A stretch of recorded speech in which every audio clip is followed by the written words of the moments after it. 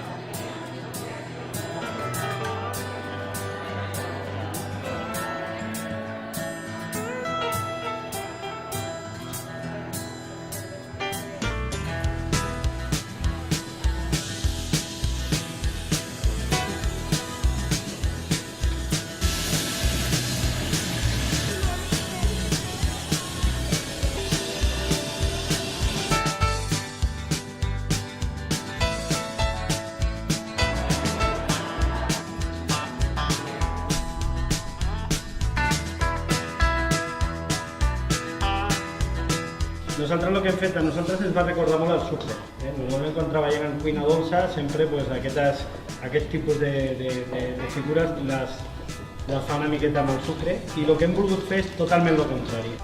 Pues hemos hecho una hamburguesa vegana de arroz integral con un poco de lino. Si os comento todo lo que porta aquest plat, és una locura.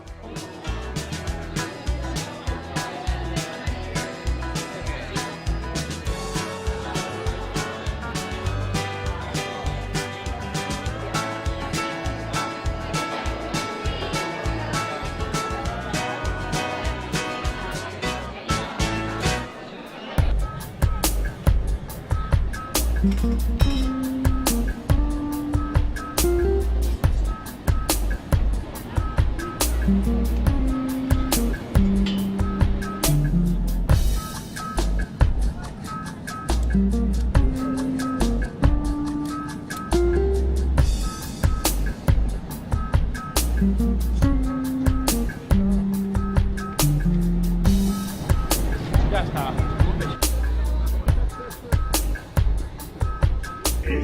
Bueno, como van apareciendo artistas nuevos, ¿no? Que siempre